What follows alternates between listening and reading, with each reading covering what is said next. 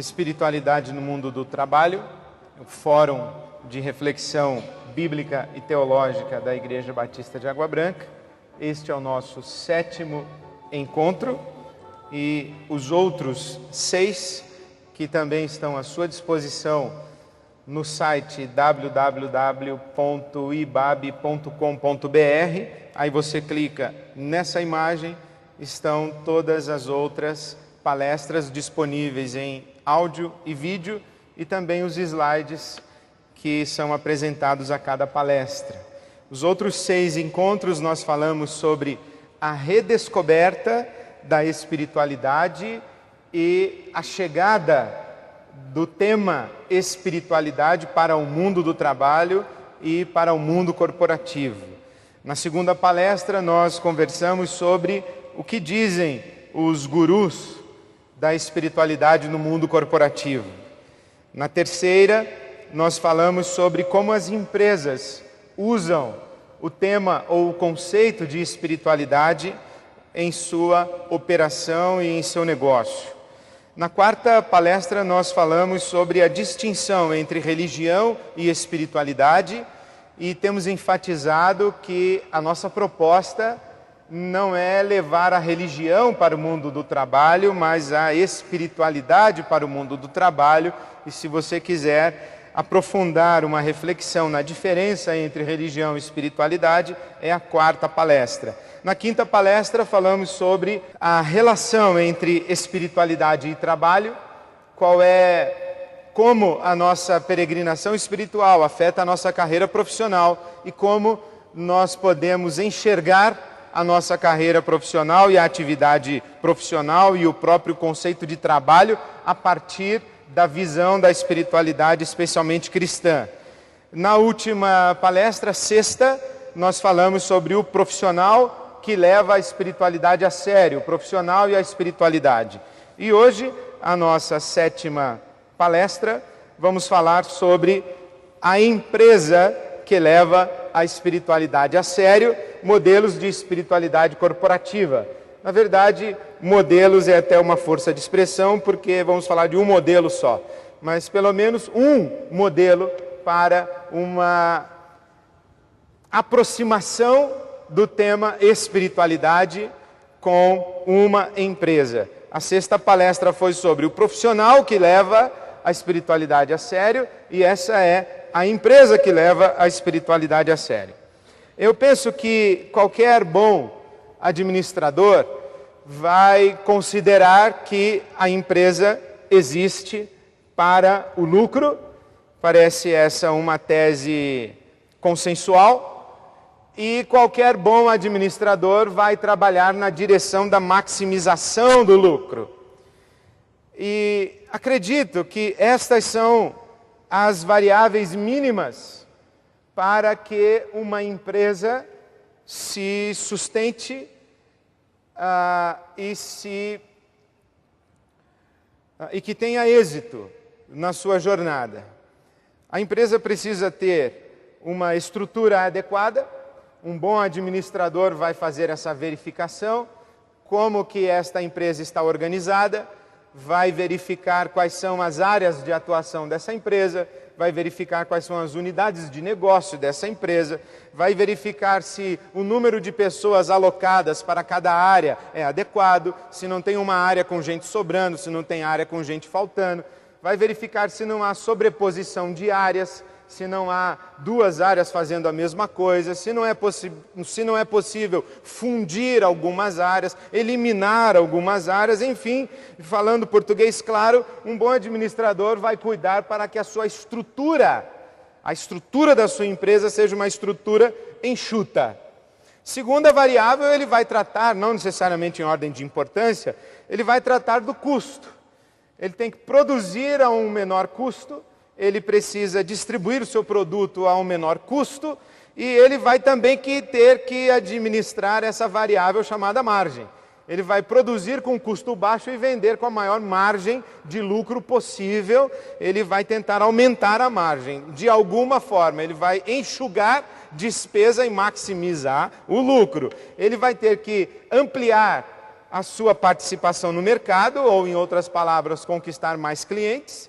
Ele vai ter que buscar no mercado os profissionais qualificados, ou no mínimo, investir na qualificação de seus profissionais. O que faz uma empresa, na verdade, são as pessoas que a compõem. Ele vai precisar avaliar os processos, quais são os processos de gestão, quais são os mecanismos de gestão, quais são as ferramentas de gestão, e vai verificar se essa coisa está bem encaixada, se as coisas são feitas na maneira, no prazo, no tempo e os procedimentos de produção. Ele vai investir em boa tecnologia e ele vai investir em comunicação para gerar no mercado um bom posicionamento ou de sua marca ou de seu produto, para que tudo isso aí dê resultado, porque não adianta nada você ter uma empresa que funciona de maneira adequada, mas ninguém sabe que ela existe. Então eu penso que essas são as questões mínimas, as variáveis mínimas que um bom administrador deve zelar para que a sua empresa tenha lucro e lucro maximizado. Bom, eu faço duas observações. A primeira é que, honestamente, não acredito que uma empresa exista para dar lucro. Repito, eu não acredito que uma empresa exista ou que uma empresa existe para dar lucro. Que a finalidade precípua de uma empresa é dar lucro. E justifico. E isso não é da minha cabeça. Alguém disse, eu apenas assimilei e considerei suficientemente inteligente para concordar. Que é verdade que o corpo humano que não recebe ar não sobrevive. Mas não é verdade que um ser humano vive para respirar. Ele respira para sobreviver, ou ele respira para viver, mas ele não existe para respirar. Da mesma forma, uma empresa que não dá lucro se inviabiliza. Então ela dá lucro para continuar viável, mas ela não existe para dar lucro. Eu sei que esta afirmação que acabei de fazer, ela é muito questionada e muito questionável no mundo em que a gente vive e num sistema econômico em que a gente opera, e o sistema econômico hegemônico no nosso mundo, a saber, o capitalismo de corte neoliberal. Mas eu insisto que eu não acredito que uma empresa exista para dar lucro. Sem lucro, ela fecha, mas ela não existe para dar lucro. Ela existe para alguma outra coisa, que não é para dar lucro. E cada empresa precisa saber exatamente para o que existe. A segunda observação que eu faço é que estas variáveis devem ser consideradas as variáveis mínimas de controle de um bom administrador de qualquer boa empresa. Mas a nossa reflexão dessa noite não é sobre qualquer empresa e qualquer boa empresa. A nossa reflexão nessa noite é sobre uma empresa que leva a espiritualidade a sério. Então é possível ser uma boa empresa que se sustenta, que é viável, que tem êxito no seu empreendimento, sem levar a espiritualidade a sério? Pode ser que sim. No meu critério, eu diria, não, ela é só uma boa empresa, mas ela não faz muita diferença se a grande contribuição dessa empresa é o lucro. Eu acho insuficiente. Mas convenhamos, a gente pode chegar à conclusão que é possível sim ser uma boa empresa sem levar a espiritualidade a sério. A nossa questão é, como é que a gente é uma boa empresa que leva a espiritualidade a sério? Essa é a nossa pergunta. E aqui eu tenho uma dívida de gratidão a um grupo de pessoas que me desafiou a essa reflexão. E em palestras anteriores eu já fiz essa citação de uma empresa, na verdade uma usina de álcool e de cana-de-açúcar, que me chamou para o desenvolvimento de um projeto de espiritualidade para o mundo corporativo. E quando aquelas pessoas vieram falar comigo, eu percebi que na sua fala elas estavam interessadas em compartilhar a sua fé cristã no universo da sua empresa. Mais precisamente, dentro da minha conceituação, elas estavam falando não de espiritualidade no mundo corporativo, elas estavam falando de religião no mundo corporativo. E eu disse assim, não, mas espiritualidade no mundo corporativo é diferente disso que vocês estão falando. Na verdade é muito mais. E eles disseram, então o que é, pastor? Nós queremos ouvir. E foi assim, com o desafio dessas pessoas, que eu comecei a descrever espiritualidade no mundo corporativo. E elas não estavam entendendo e, na verdade, eu não estava me fazendo claro. Até que um dia o executivo principal, que graças a Deus hoje é meu amigo, ele disse assim, pastor, vamos fazer o seguinte, eu vou reunir o pessoal da área de planejamento da minha empresa e o senhor joga na parede o que o senhor está falando. Falei, bom, eu vou tentar jogar na parede o que eu estou falando. Desse exercício, e por isso eu agradeço aqueles que inicialmente eram clientes da minha empresa, hoje são meus amigos, e a empresa que eu realmente tinha, não tenho mais, eu fechei a minha empresa de consultoria para espiritualidade no mundo corporativo, e foi graças a essa experiência que eu cheguei no que eu vou apresentar agora. O que é uma empresa que leva a espiritualidade a sério? Uma boa empresa cuida disso aqui, mínimo ou no mínimo cuida disso. Mas além de cuidar disso, cuida mais do quê? E aí eu escolhi 5 palavras gregas para colocar na parede as variáveis que uma empresa que leva a espiritualidade a sério deve considerar e administrar. A primeira delas é utopia. Utopia é uma palavra grega composta. O de negação somado ao topos de lugar. Utopia quer dizer não lugar. No imaginário popular, utopia é aquilo que é irrealizável. É um sonho. Isso é uma utopia. É algo que nunca vai se realizar. Mas há uma outra possibilidade de compreensão da palavra utopia, do não lugar. Não é aquilo que não encontra lugar para existir. Pode ser utopia aquilo que ainda não encontrou lugar para existir. Isto é um sonho, mas não necessariamente um sonho irrealizável. É um sonho que ainda não se concretizou, que ainda não se materializou. É muito mais do que um conjunto de metas e muito mais do que um desejo. É uma utopia no sentido de ser um sonho que, quando compartilhado, é praticamente desconsiderado. Então, por exemplo, um dos textos que gostei e gosto de ler, o que o Ricardo Semler escreve, ele tem um livro que o título é Você está louco? E ele compartilha nesse livro que há um grupo de pessoas dentro da sua empresa que se dedica a fazer propostas.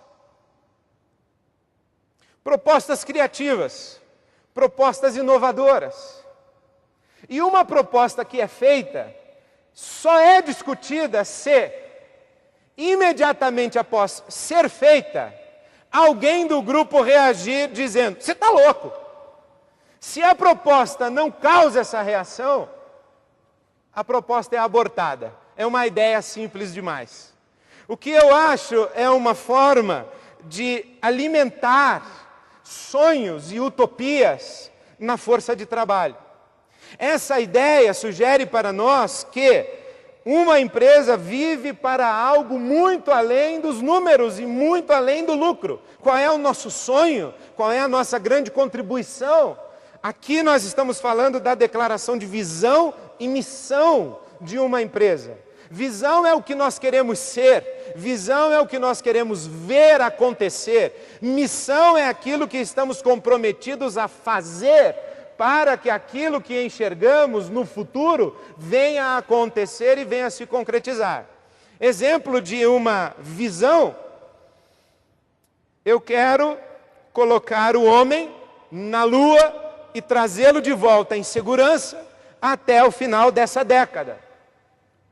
John Kennedy fez esta afirmação em 1961, foi assassinado em 1963 e o primeiro americano pisou na Lua em 1969. Então a visão do John Kennedy se realizou. Porque, aliás, eu gostei muito da maneira como o John Kennedy expressou a sua visão. Colocar um homem na Lua e trazê-lo de volta em segurança. Porque colocar um homem na Lua é bem mais fácil do que colocar um homem na Lua e trazê-lo de volta em segurança. A grande questão é se ele volta, e se volta em segurança. Então essa é uma visão. Por trás dessa visão do John Kennedy, me parece que existia uma coisa muito maior. Uma percepção de que quem conquistasse primeiro o espaço sairia à frente não apenas do desenvolvimento tecnológico, mas de posicionamento estratégico no mundo todo. Então, a visão do John Kennedy não era apenas chegar na Lua e voltar. Era desenvolver tecnologia suficiente para ter o domínio sobre o espaço mínimo do planeta Terra. Outra visão: eu tenho um sonho. Que um dia o sol se levante sobre a América e os nossos filhos e os nossos netos sejam julgados não pela cor da sua pele, mas pela grandeza do seu caráter. Martin Luther King Jr. Eu tenho um sonho. Foi assassinado em 1963.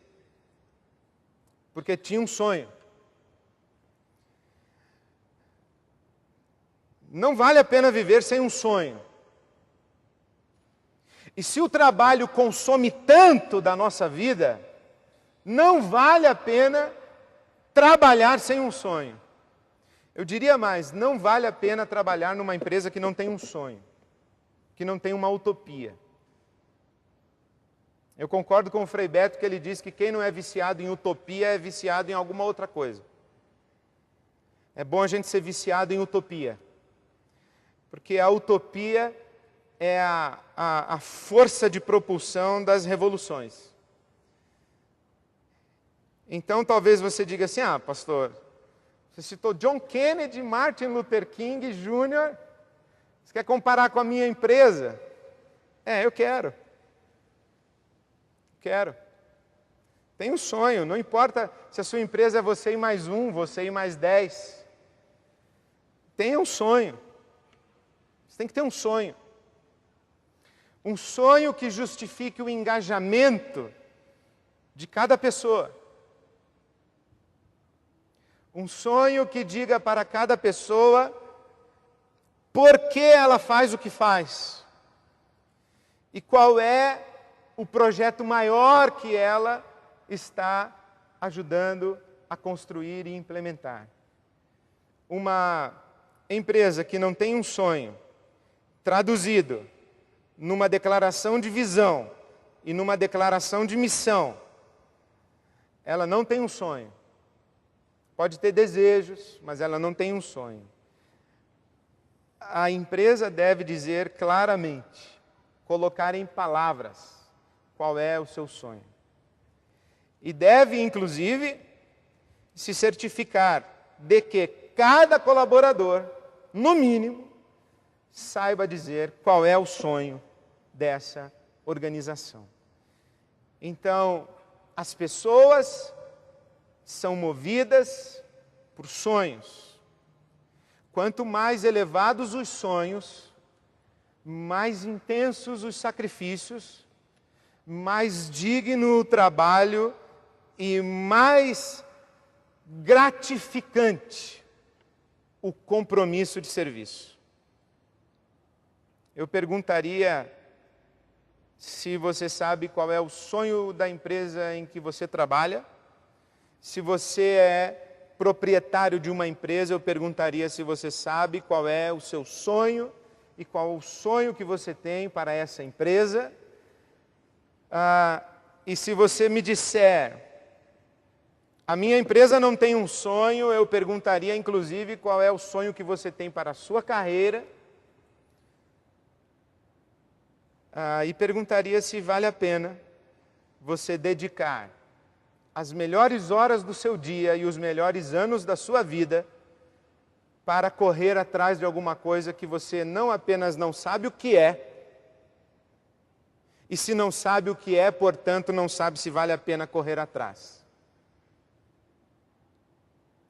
Porque o mundo está cheio de gente que não conseguiu o sucesso. Mas também está cheio de gente, como disse o Stephen Covey, que conseguiu subir a escada do sucesso para chegar lá no topo, perceber que a escada estava escorada na parede errada. Então é bom que você saiba como você define sucesso, como você define êxito e qual é o sonho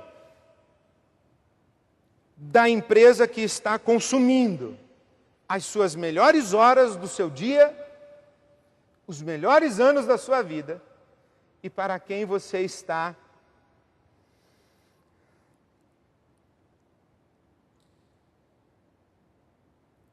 eu ia dizer doando, mas achei que não é bem doação. Ia dizer negociando, alugando, mas acho que essas palavras são pobres. Emprestando. Então vou ficar com dedicando. Você está dedicando suas melhores competências, você está dedicando seu esforço, sua saúde, para correr atrás do quê? Então, uma empresa que leva a espiritualidade a sério, ela tem um sonho, ela tem uma utopia, ela tem algo que ela quer ver acontecer no mundo e se sente responsável por ou fazer acontecer ou cooperar para que aquilo seja feito. Segunda palavra que eu sugiro é oikos, de onde vem oikomené ou ecumênico. Oikos é a palavra cuja tradução mais simples é casa. Oikos é a nossa casa comum. A casa onde moramos juntos. E eu penso que oikos diz respeito ao ambiente interno da empresa. As relações internas da empresa, principalmente. As relações colaborador-colaborador. As relações empresa-colaborador e colaborador-empresa. Como é esse ambiente interno? Como são estas relações internas da empresa? Quais são os modelos de liderança dessa empresa? Que tipo de liderança nós temos aí dentro dessa empresa? É uma liderança maquiavélica, que os fins justificam os meios? Lidera-se por pressão, intimidação, ameaça? Lidera-se na base do poder hierárquico? Qual o modelo de liderança que existe dentro dessa organização? Quais são as qualidades dos times, das equipes que integram essa organização? Os grupos de trabalho. Como se avalia a expressão sinergia dentro dessa organização? Sinergia é mais do que soma. Na soma, 1 mais 1 igual a 1. Na sinergia, 1 mais 1 é igual a... 1 mais 1 na soma, 1 mais 1 igual a 2, né? Desculpa. 1 mais 1 igual a 2 na soma. Na sinergia, 1 mais 1 igual a 3, 4, 5, 10. Um grupo de 5 pode ter potência de realização de mais de 10. Um grupo é sempre mais do que a soma de suas partes. Mas dependendo do grupo, dependendo da qualidade das relações desse grupo, dependendo do estilo de liderança ao qual está submetido esse grupo, a potência de realização do grupo pode ser menor do que a ação individual de cada participante do grupo. Por exemplo, qual é o fluxo de comunicação dessa empresa? As áreas se comunicam com facilidade? Ou há uma competição interna? Há um exercício constante de puxada de tapete? Eu só nego informação para você porque eu não quero ver o seu sucesso, eu quero ver o seu fracasso. Como se trabalha numa empresa cujo ambiente é hostil? Como se trabalha numa empresa cuja liderança não é admirada?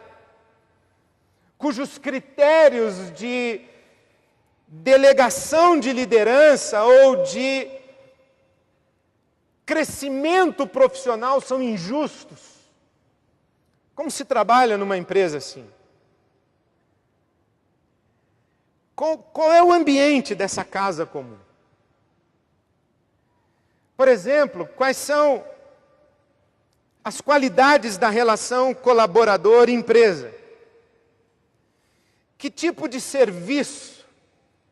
Qual é a entrega que esse colaborador faz para a empresa? Ele faz uma entrega na lei do menor esforço? Há eficiência, eficácia, há qualidade, há produtividade? Ou há roubo? Há roubo de tempo, há roubo de recurso, há roubo de informação? O que é que esse trabalhador entrega? Qual é, ou como se pode medir o ingrediente lealdade minha para com a minha empresa? Eu já contei para vocês que fui fazer palestra numa empresa que oferecia um iPod, uma televisão de plasma, uma motocicleta para o trabalhador mais dedicado. E na minha palestra, infeliz, eu falei que me sentiria ofendido se alguém me oferecesse um iPod para eu trabalhar melhor. Isso para mim é uma ofensa, porque eu já estou partindo do princípio que na minha relação de trabalho, eu estou dando o meu melhor. Então se alguém vai dizer para mim que eu vou trabalhar mais dedicadamente, vou entregar algo com melhor qualidade, vou produzir mais, em troca de um iPod, eu já fico ofendido. Mas sabe o que é pior? É que é verdade. As pessoas trabalham mais em troca de um iPod ou de um sorteio de uma TV de plasma no fim do ano, no Natal. Qual é essa relação colaborador-empresa? Eu tenho orgulho de pertencer a essa empresa? Eu gosto de dizer que trabalho lá? Ou eu estou louco para sair e assim que eu puder e tiver uma oportunidade, eu vou embora? Qual é a qualidade da relação empresa-cooperador? Como que eu remunero? Eu remunero o mínimo.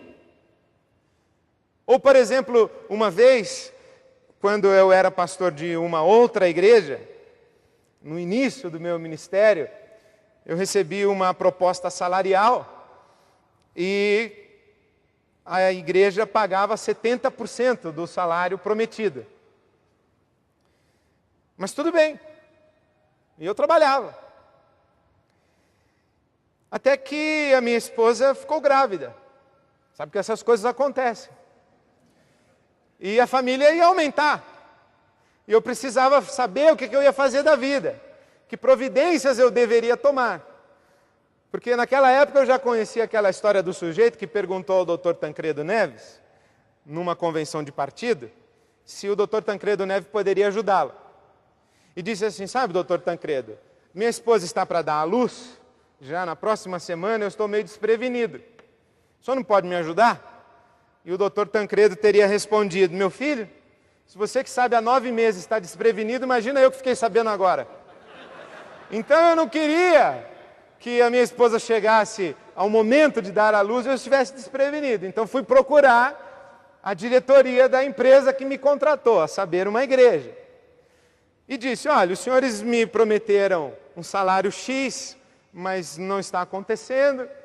E já há um ano que, ou meses, bons meses que eu estou aqui, então gostaria de saber o que é que vai acontecer para saber que providências eu tomo. E a primeira fala do diretor da igreja foi: pastor, qual o mínimo de aumento que o senhor aceita para não ir embora? Aí eu disse: bom, para não ir embora, eu não preciso nem mesmo de aumento.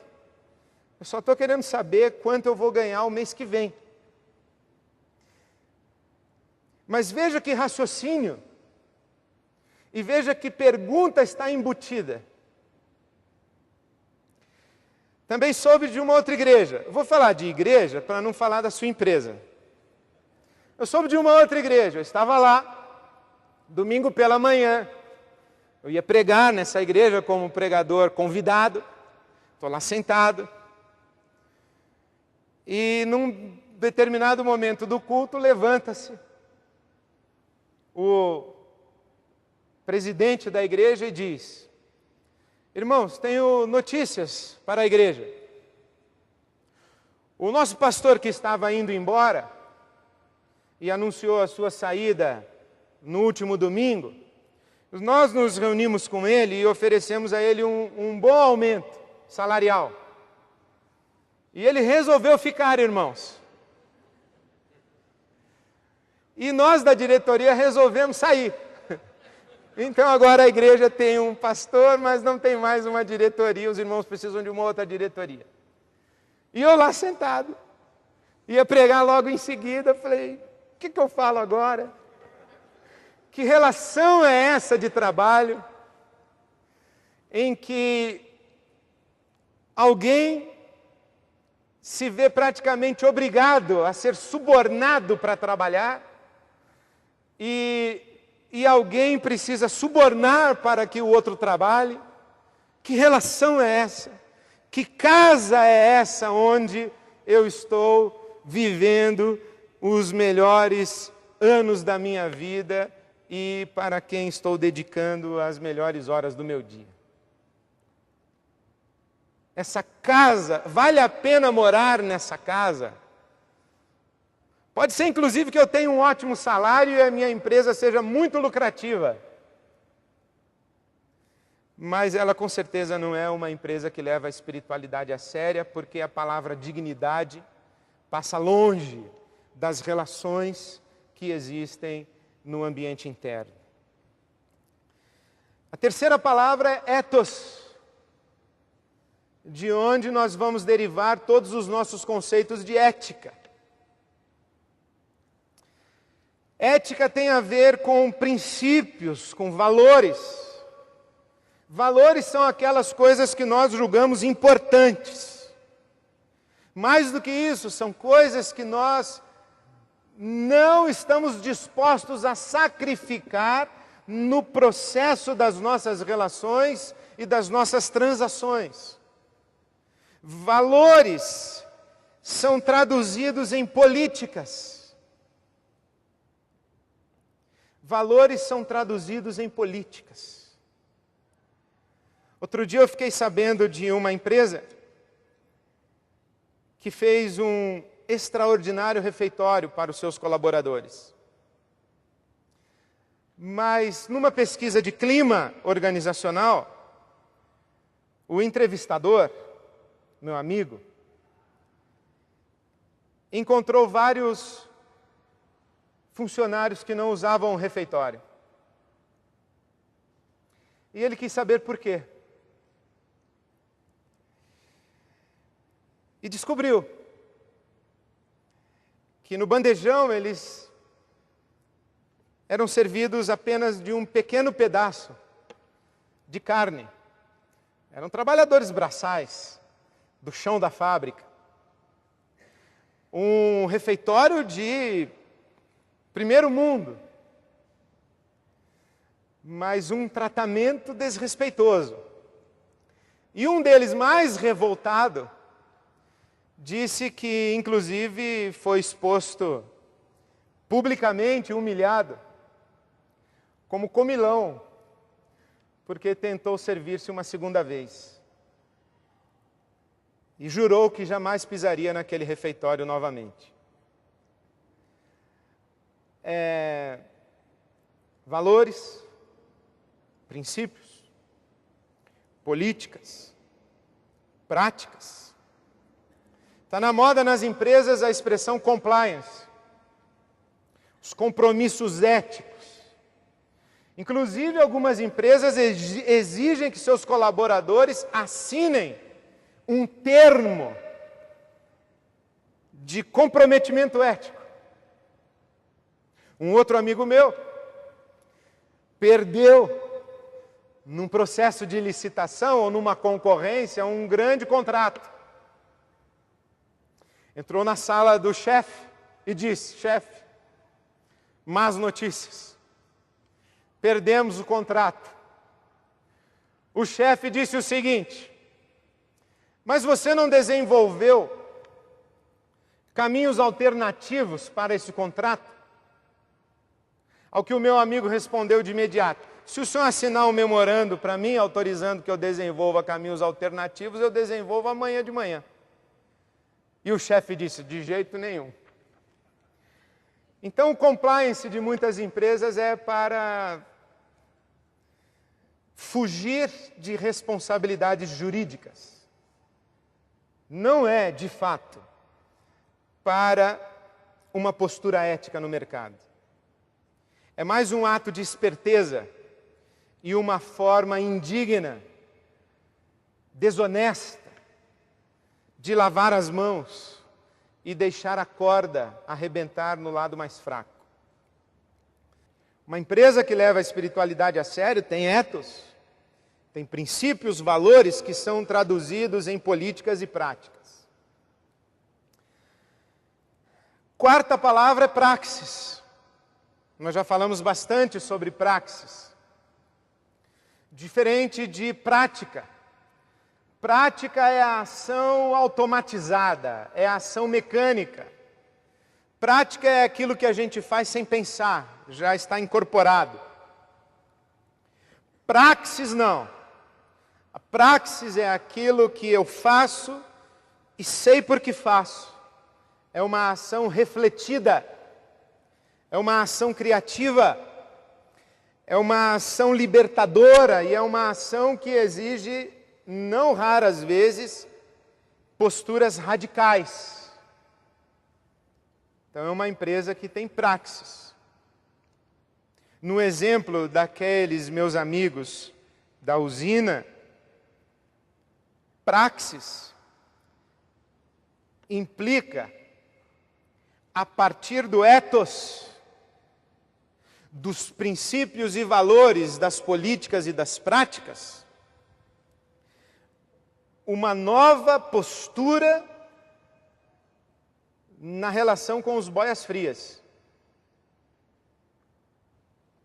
A praxis quer saber qual é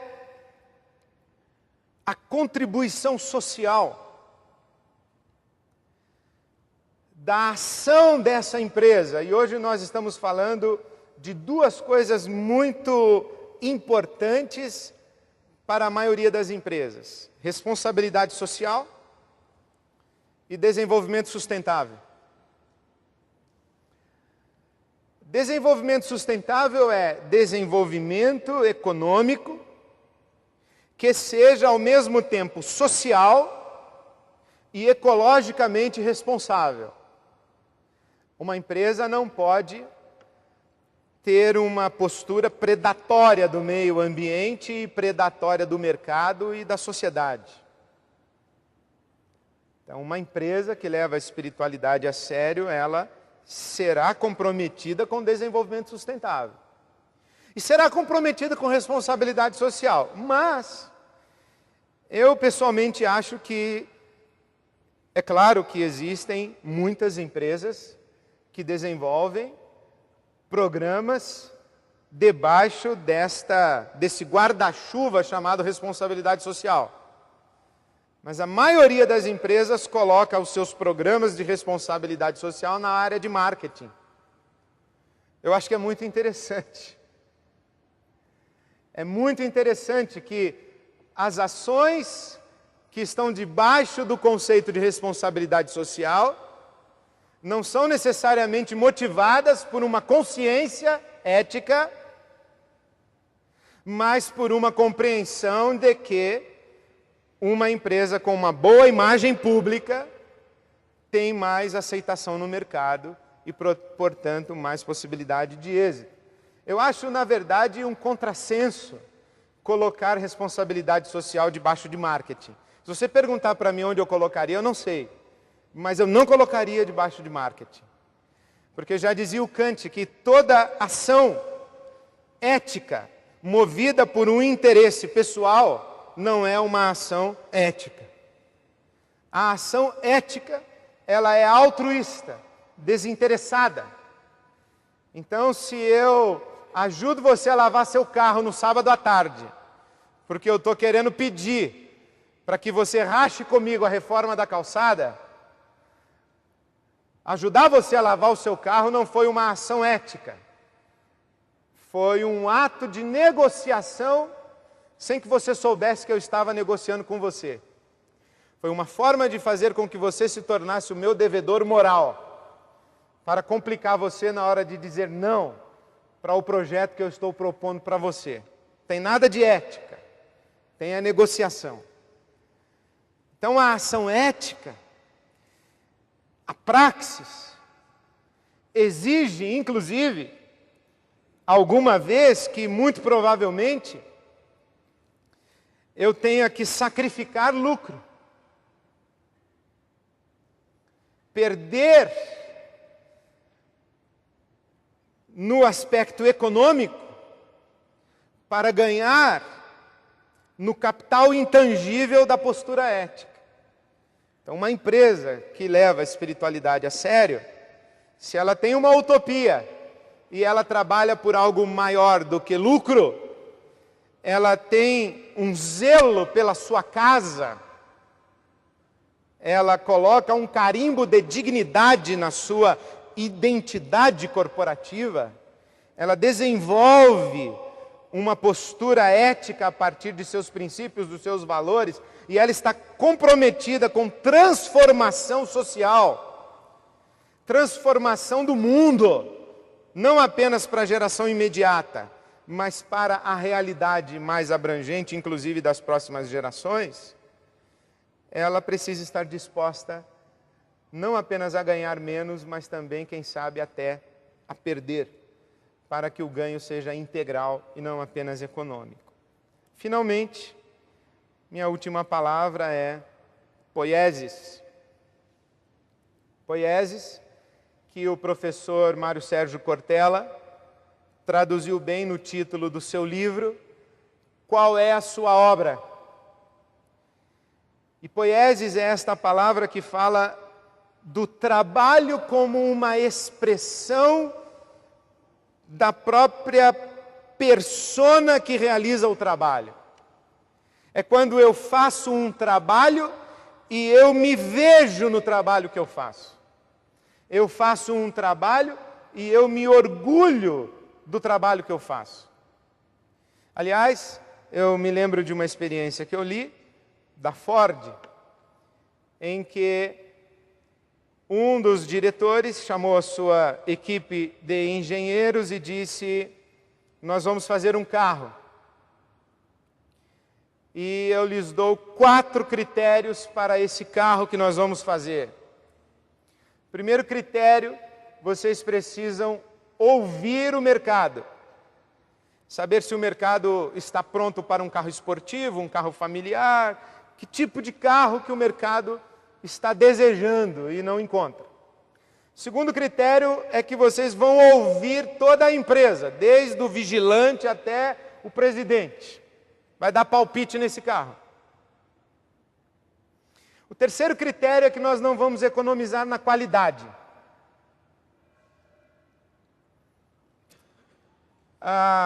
E o quarto critério é que quando você estiver andando na rua com a sua esposa e o seu filho ou a sua filha, e esse carro passar, você vai dizer, o papai fez esse carro aí, vai ter orgulho de dizer que você fez aquele carro lá. Esse carro foi, eu peço desculpas por não ter a informação mais atualizada, mas quando lançado, foi o maior sucesso de vendas da história da Ford. Foi o Taurus. E ele nasceu assim. E eu achei muito interessante essa fala. Você vai fazer um carro e você vai ter orgulho de ter participado desse projeto. Qual foi a última coisa que você fez e que você teve orgulho de ter feito?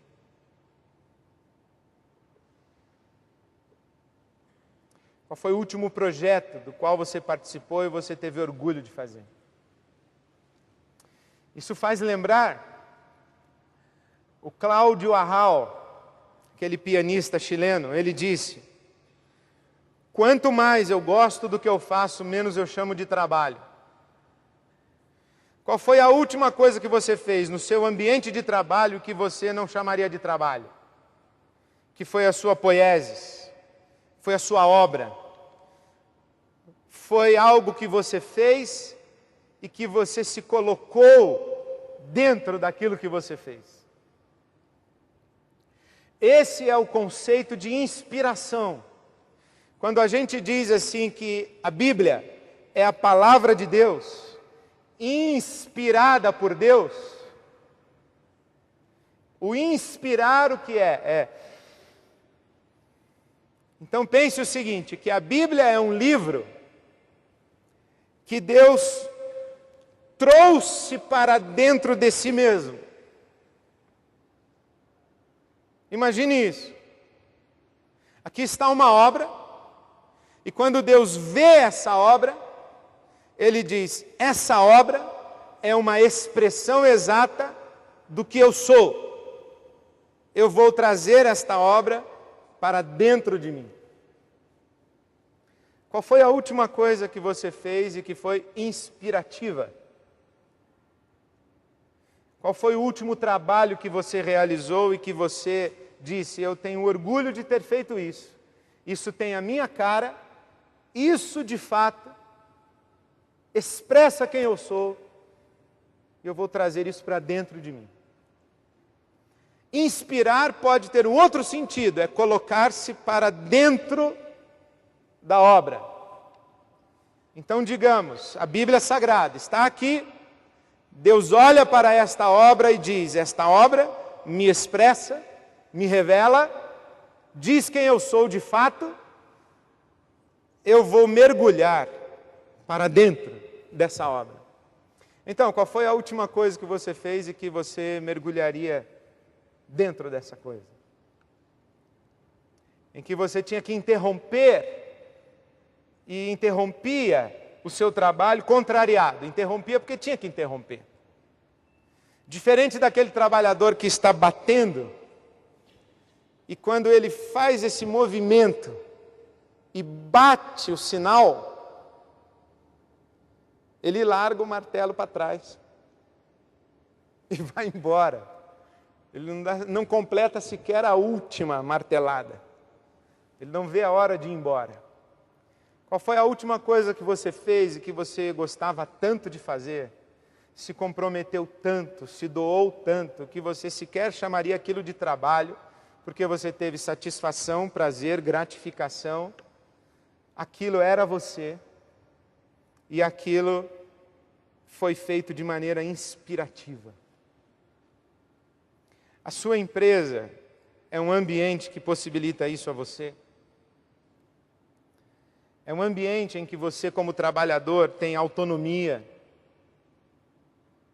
liberdade para exercitar a sua criatividade. A sua empresa é um ambiente que chama você a desafios maiores e que exige o seu desenvolvimento pessoal. A sua empresa, por exemplo, está preocupada com a sua qualidade de vida, com a sua saúde. Não apenas lhe dar um plano de saúde, para quando você ficar estressado, a empresa cuidar de você. Mas ela tem um programa de prevenção para facilitar a sua vida. Enfim, a sua experiência de trabalho é poieses ou é tortura? Uma empresa que leva a espiritualidade a sério está comprometida com isso. Está comprometida não apenas com a sua utopia abrangente de futuro, mas com a qualidade da cadeira em que o colaborador está sentado para realizar o seu trabalho, a qualidade do banheiro que esse colaborador usa, enfim. Uma empresa que leva a espiritualidade a sério, trata com dignidade cada ser humano em particular e a humanidade como um todo. Eu acho que qualquer bom administrador entende de estrutura, custo, margem, share, mercado, né? Sabe trabalhar com bons profissionais, desenvolve processos, mecanismos de gestão, investe em tecnologia e comunicação. Mas somente uma empresa que leva a espiritualidade a sério faz tudo isso nessa moldura de utopia, oikos, ethos, praxis e poieses. Eu acredito que o número de empresas que levam a espiritualidade a sério é pequeno, mas graças a Deus é crescente. E eu peço a Deus que um fórum como esse e a nossa mínima participação de volta ao nosso mundo do trabalho ou ao mundo do trabalho que tem a nossa influência, seja uma forma de cooperação para que o número de empresas que de fato leva a espiritualidade a sério se multiplique no nosso país. Porque, na verdade, nós não queremos apenas empresas melhores. Nós queremos um mercado mais justo, nós queremos uma sociedade mais justa, nós queremos um país, nós queremos um mundo melhor. É isso que nós queremos. E eu tenho para mim, e encerro com essa minha convicção pessoal,